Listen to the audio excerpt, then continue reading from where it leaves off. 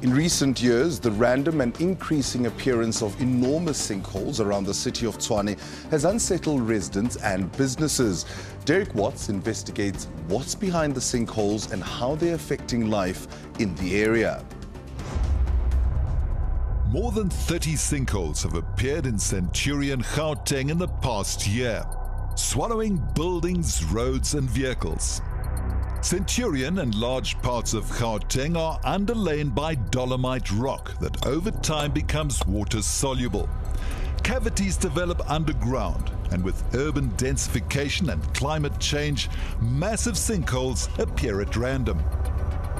Dr. Matthijs Dippenaar is an engineering geologist. The past 3 years we've had a terrible drought. I think it makes sense to understand that our soils have dried out. The environment subsequently in 2018 now, when our climate starts to return to normal, was flashed by increased runoff on surface again. Our stormwater systems can't necessarily tolerate all of that. So it's aging infrastructure together with strange climate of the past few years. For many years, business owners and residents have cried foul about infrastructure failing around them. They feared it was a disaster waiting to happen. It's been 5 years since we've been harping on the problem here. A rainstorm comes and you watch a downhill of water, a torrent coming down here. We've had floods here because of in the store, and you see the water going down and you think, but this water should be channeled somehow. And that's what waterworks are for. But the municipality ignored their complaints, according to News Cafe owner Gary Canaris. And then when you phone the people who receive your rates and taxes and you tell them, come check this out, there's a problem. It's not minuscule water value here. We're talking serious downpours. And that water needs to go somewhere. This sinkhole on Jean Avenue at one of Centurion's biggest intersections appeared very suddenly in May last year. 15 months later, the repairs haven't even been completed, and motorists, residents and business owners are fuming. The large sinkhole appeared on the northern side of the intersection between Jean Avenue and Gerard Street. It severely restricts access to the surrounding businesses. Canaris says it's had a devastating effect. I get a call from Philip Lawrence, the owner of the Xenix garage across the road, and he says to me, they're closing our intersection. And I kind of thought this is a joke, because we get everybody coming to this news cafe. I'm not going to give you figures, but we lost 95% of our trade. I've got a family to look after. I put 40 staff members on the street a year ago. In January this year, 8 months after the sinkhole first appeared, Canaris and 6 other local business owners took the city to the High Court. They claimed the city had been negligent in maintaining infrastructure and asked for an order that repairs must be initiated, as the city had made no effort to repair the hole. Instead of weeks in High Court, the Honourable Pretoria said in 5 minutes, judgment for us. Council of Pretoria, City of Tshwane, you've got 6 months, 20th of July, get it fixed and sorted. The 20th of July has come and gone. The sinkhole is far from repaired. Tshwane Executive Mayor Solly Msimanga claims it's a case of too many sinkholes and not enough budget. We're sitting with 24 sinkholes as it is. We have budgeted to another 25 million rand to take care of three major ones, and the other ones that are smaller, which we'll be able to then treat in the adjustment budget. As you can see here, this is a sinkhole that cost us 25 million rand. Just the sinkhole that is sitting behind here, that is just been corrected now. About 4 kilometers away from the Jean Avenue site, another large sinkhole appeared in Kruger Avenue, almost swallowing the building next to Asim Ali's business. His earlier calls to the city, alerting them to the warning signs, went unheard. I did phone the council on the 17th of March and the 18th of March. We noticed that this was a problem. So I phoned the council to ask them, listen, they're going to send somebody out to see what the problem is. Nothing happened on the 17th. I called again on the 18th. Same story, nothing happened. They put you on hold, you listen to that beautiful music of theirs, and that's that. Then disaster struck. It happened on the 19th of March. about 12 o'clock Saturday. It was raining quite a bit, and this whole area, the holes started getting bigger and bigger, and the sand started falling in. And at least the radius of at least about maybe 3 meters, 4 meters, and the hole was about 10 meters deep at least. And we heard a loud bang on that day.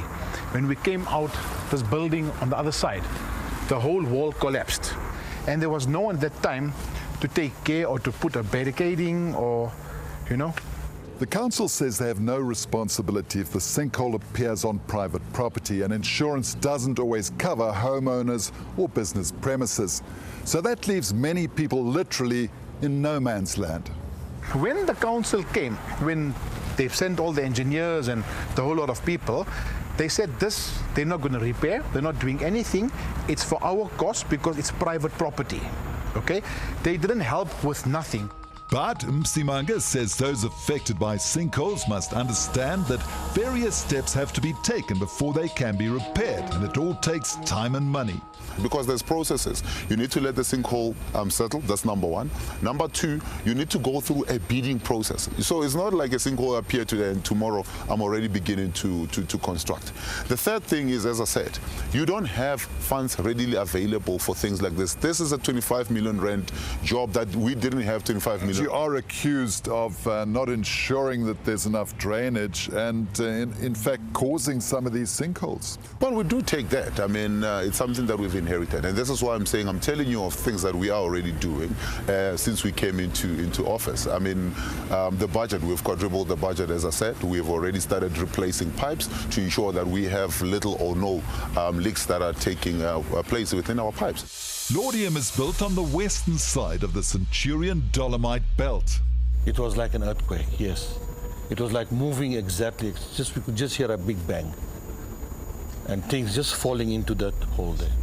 A massive 8-meter deep sinkhole appeared in the R55 next to Khalid and Zuleka Ismail's home. Their boundary wall came crashing down and huge cracks appeared in paving.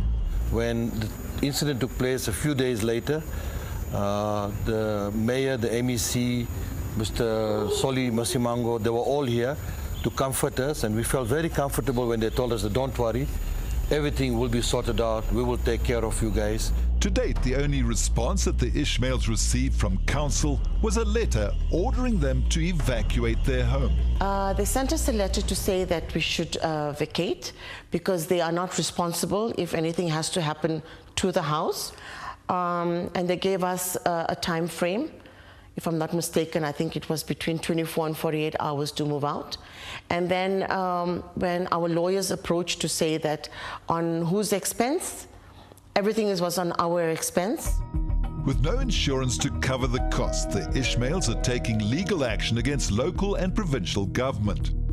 They claim that the damage to their property was caused by a failure to build stormwater drains, which resulted in the R55 sinkhole. This is not act of God, as they say, but I think this is act of City of Tshwane or roadworks. You're saying it's negligence? It's negligence, 101%. There's no other problems here. Now, you and Premier Makura have visited the families and made promises, but apparently nothing has happened since then. Well, you're talking about the R55. The provincial government is busy with that, but again, it's one of those that it is a huge cavity that is still developing, and you cannot start treating, that sinkhole until it has reached its bottom line. Well, it's an amazing coincidence. We've come back to Laudium the following morning, and suddenly there's a team fixing the sinkhole. And according to one of the construction workers, they were only commissioned around 7 o'clock last night. The quick action to repair the road after our visit might alleviate traffic congestion on the R55. But Khalid and Zuleka are still without a safe home for them and their family. Everything just got destroyed, and it's painful and it's very hurtful as well because we don't even go outside anymore. Our children had to move out, our grandchildren moved out. Very painful situation. Split our family. My husband and I, Khalid, we went through a very bad depression. This is our hard-earned money. We've worked through all our times and we've come up with this beautiful home. It's a beautiful home. With the development of Centurion set to continue, properties built on these pockets of dolomite will always be at risk.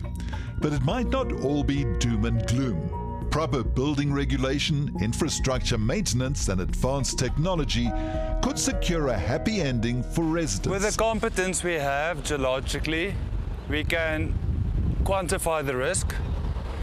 I think what makes it better now is the fact that we understand the risk, and if we investigate properly from a hydrogeological and an engineering geological point of view, yes, we can develop here and it makes sense to develop in Gauteng, so yes.